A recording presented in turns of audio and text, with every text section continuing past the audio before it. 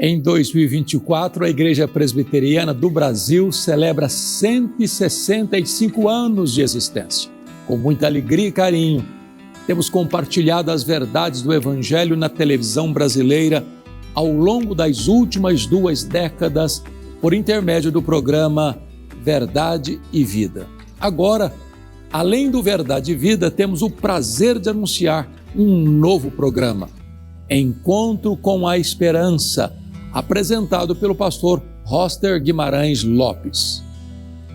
Estamos certos de que esta será mais uma excelente oportunidade para você compreender, por intermédio da exposição das Escrituras, os planos que Deus tem para a sua vida e como Ele pode agir através de você.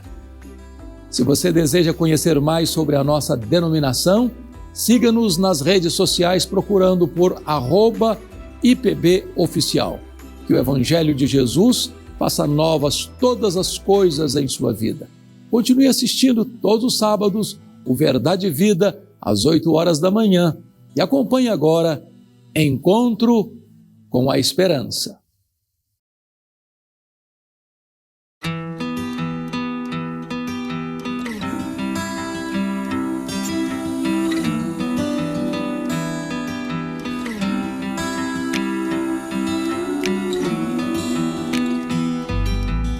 Você é um seguidor de Jesus Cristo?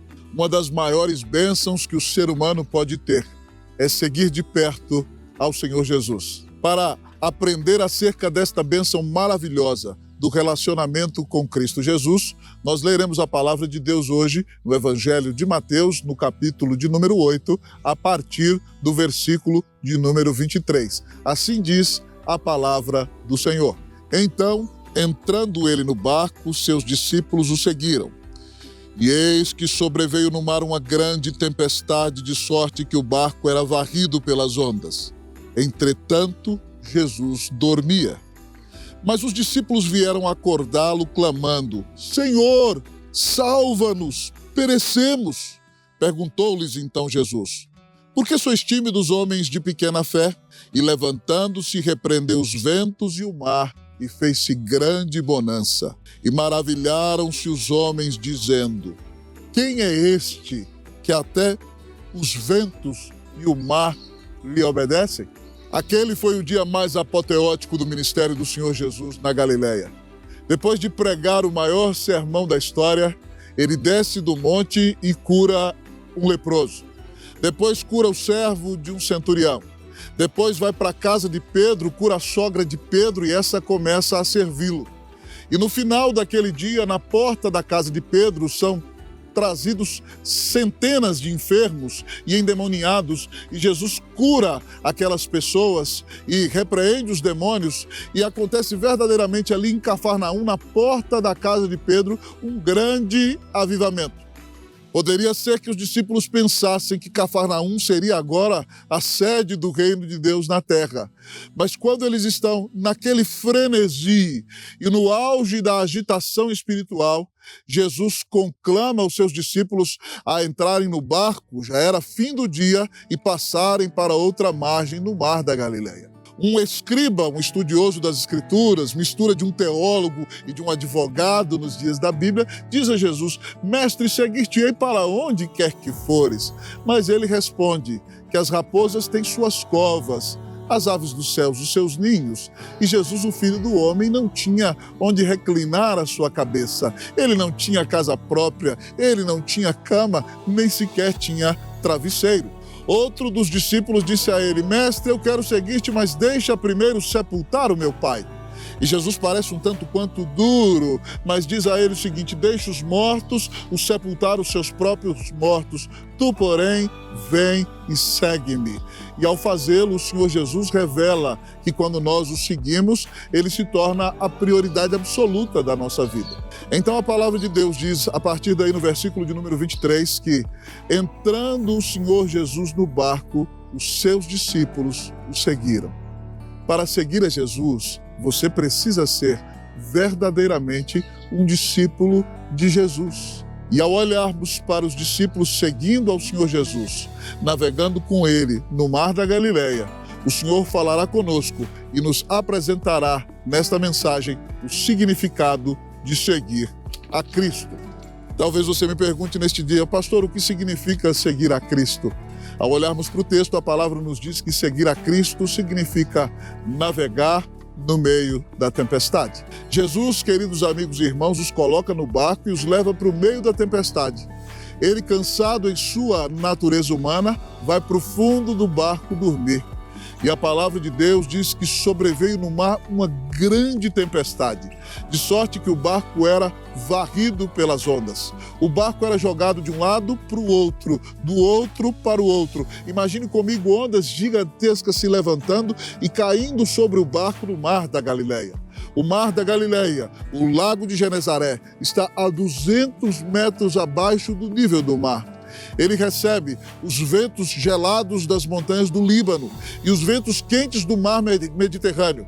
E quando os ventos gelados e quentes se encontram no Mar da Galileia, se formam terríveis tempestades, a ponto de que judeus antigos, em sua superstição, achavam que o mar era o lugar onde moravam os demônios.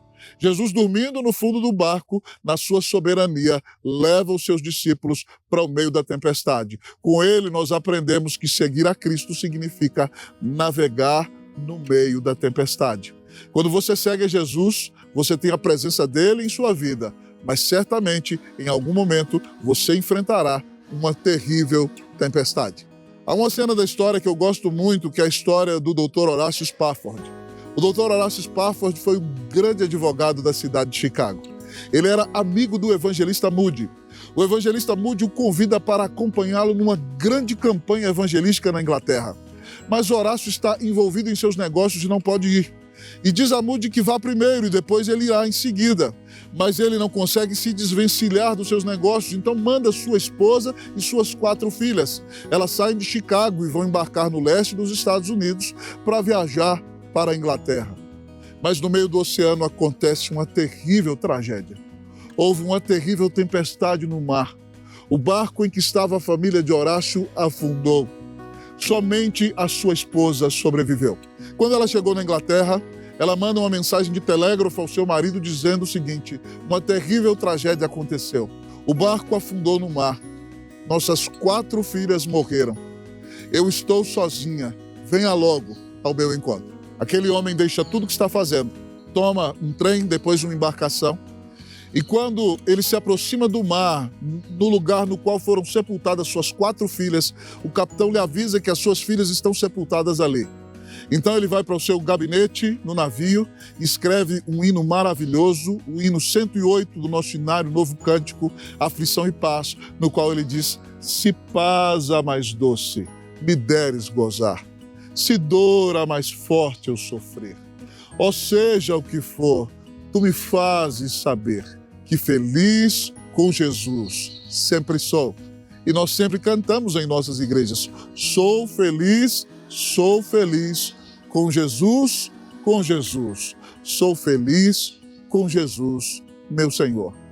Você poderia dizer que é feliz com Jesus no dia em que você perde suas 4 filhas. Esse homem verdadeiramente é um discípulo de Jesus. E apesar da dor excruciante que atravessa o seu coração e a sua alma, ele sabe que suas filhas estão no céu. Ele sabe que o Senhor Jesus lhe ama. E ele sabe que por mais que esteja enfrentando um momento terrível em sua vida, o Senhor prometeu que nunca vai deixá-lo, jamais vai abandoná-lo. Se você está enfrentando uma terrível tempestade, não se esqueça que Cristo morreu na cruz por você.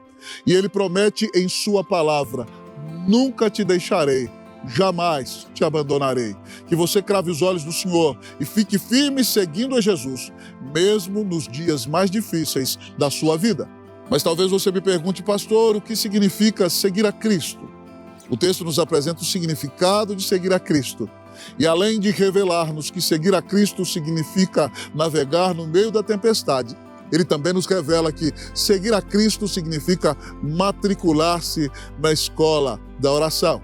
Os discípulos, quando estão no meio da tempestade, não podem fazer nada por sua própria capacidade. E eles são imediatamente matriculados na escola da oração. Eles vão ao Senhor Jesus e rogam a Ele como Deus, homem: Senhor, salva-nos, perecemos. O nosso hinário diz, não se te dá que morramos, podes assim dormir.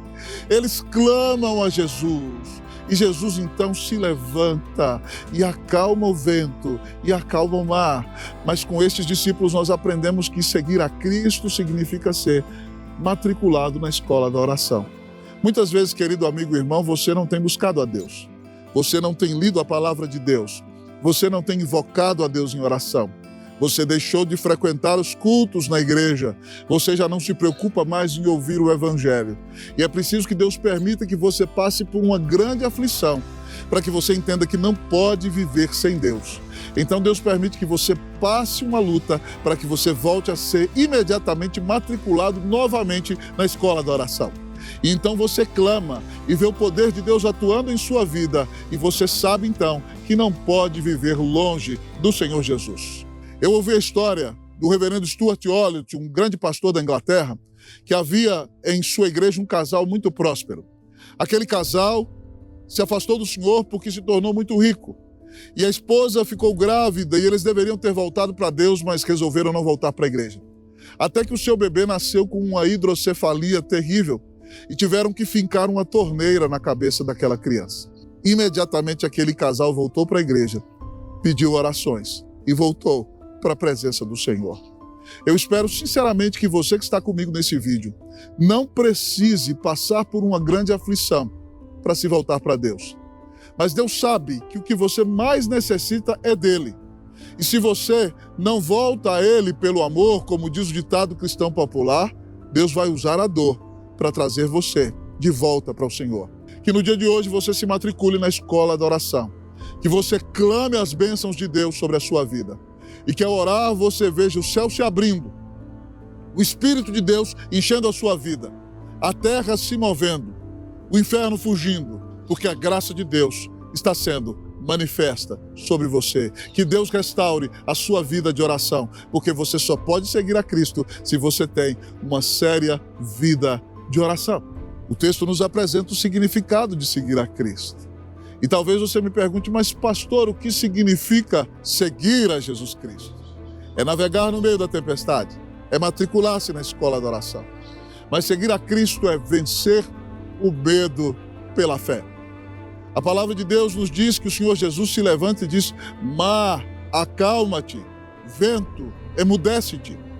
Eu imagino o Senhor Jesus dizendo, mar, tranquilo, vento, e o mar se acalmou, e o vento parou.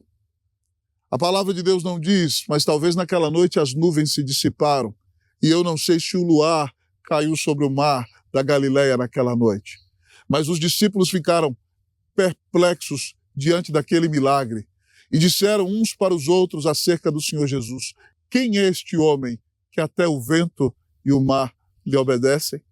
Se a sua fé fraquejou, o Senhor Jesus diz a você, homem de pouca fé, por que você está duvidando? Deixe de duvidar. Arrependa-se hoje dos seus pecados. Creia que Jesus Cristo é o Filho de Deus. Creia que Ele te amou.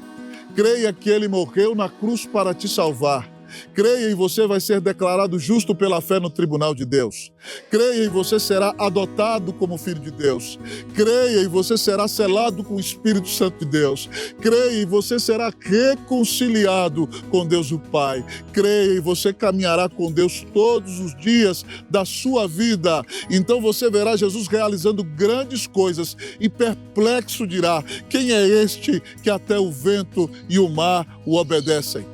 A palavra de Deus diz que sem fé é impossível agradar a Deus. Que nesse dia você se arrependa dos seus pecados e creia que Jesus te amou e deu a vida na cruz para te salvar. Que Deus faça de você um fiel seguidor de Jesus Cristo. Que Deus te abençoe em nome de Jesus.